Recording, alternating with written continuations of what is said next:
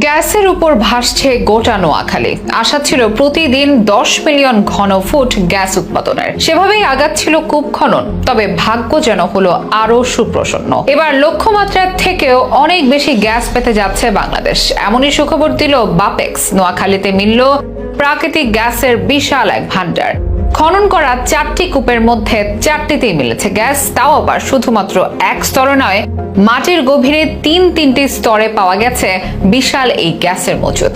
ধারণা করা হচ্ছে এবার দেশের শিল্প খাতে গ্যাসের ঘাটতি মিটতে যাচ্ছে অনেকটাই। শুধুমাত্র জ্বালানি আমদানিতেই দেশের রিজার্ভ আজ তলানিতে। এমন মুহূর্তে নোয়াখালীর এই বিপুল পরিমাণ গ্যাসের সন্ধান চাপ কমাবে রিজার্ভে, বাড়াবে দেশের জ্বালানি নিরাপত্তা, কমাবে বৈদেশিক মুদ্রার ব্যয়। জনমনের প্রশ্ন, ঠিক কত পরিমাণ গ্যাসের মজুদ পাওয়া গেছে নোয়াখালীতে? কত বছর পর্যন্ত করা যাবে উৎপাদন?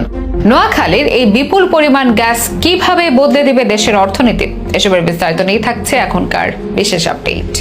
বেশ কয়েক বছর ধরে জ্বালানি আমদানিতে হিমশিম খাচ্ছে বাংলাদেশ। 50 বিলিয়নের রিজার্ভ জ্বালানি আমদানি করতে করতে আজ 15 বিলিয়নের আশেপাশে রয়েছে রেড জোনে। জ্বালানির অভাবে বিদ্যুৎ খাতে বেড়েছে লোডশেডিং, শিল্পে কমেছে উৎপাদন। এজন্য দেশীয় উৎস থেকে জ্বালানি উৎপাদন বাড়াতে দীর্ঘদিন ধরে চেষ্টা করে যাচ্ছিল সরকার, কঠোর পরিশ্রম করছিল বাপেক্স। এবার যেন তারই সুফল পেতে যাচ্ছে বাংলাদেশ। নতুন বাংলাদেশের পথ চলার শুরুতেই সুখবর দিল বাপেক্স। নোয়াখালীতে মিলল গ্যাসের বিশাল মজুদ। সোনাইমুড়ি উপজেলার অম্বরনগর ইউনিয়নে খননকৃত বেগমগঞ্জ 4 কূপের 3টি স্তরে মিলেছে জ্বালানি গ্যাস। এই কূপ থেকে দৈনিক 10 মিলিয়ন ঘনফুট গ্যাস জাতীয় গ্রিডে যুক্ত হবে বলে ধারণা করছে বাপেক্স। 12 আগস্ট সোমবার রাত 8:30টায় গ্যাস কূপ পাওয়ার বিষয়টি নিশ্চিত করে বাপেক্স কর্তৃপক্ষ। বাপেক্স জানায়, এবছর এপ্রিলে শুরু হওয়া খনন কাজ শেষ হয়ে ডিএসটি টেস্ট শেষে এখন সেখানে চলছে সর্বনিম্ন স্তরের উৎপাদন টেস্ট। প্রাথমিকভাবে কূপটির 3টি স্তরে গ্যাসের অস্তিত্ব মিলেছে বলে জানান বাপেক্সের কর্মকর্তারা। জানা যায়, কূপটিতে 3113 মিটার গভীর পর্যন্ত খনন করা হয়েছে,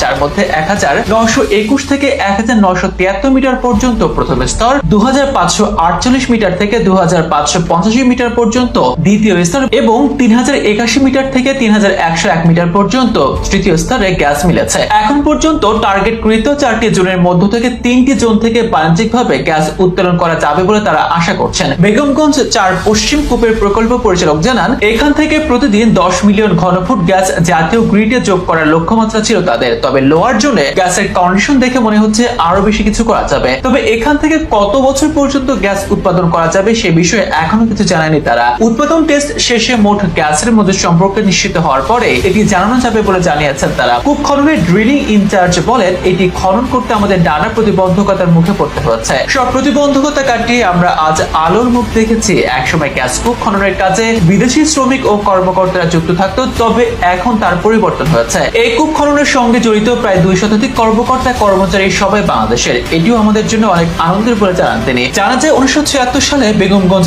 1 ও 1978 সালে বেগমগঞ্জ 2 গ্যাস কূপ খনন করা হলেও সেগুলো থেকে গ্যাস উত্তোলন করা সম্ভব হয়নি। 2014 সালে বেগমগঞ্জ 3 কূপ খনন করা হয় এবং সেখান থেকে এখনো প্রতিদিন 8 মিলিয়ন ঘনফুট গ্যাস ফেনী, নোয়াখালী, লক্ষ্মীপুর আঞ্চলিক সঞ্চালন লাইনে সরবরাহ করা হচ্ছে। নোয়াখালীতে গ্যাসের অস্তিত্ব থাকায় ভবিষ্যতে এখানে বেগমগঞ্জ 5 ও বেগমগঞ্জ 6 কূপ খননের পরিকল্পনা করেছে বাপেক্স।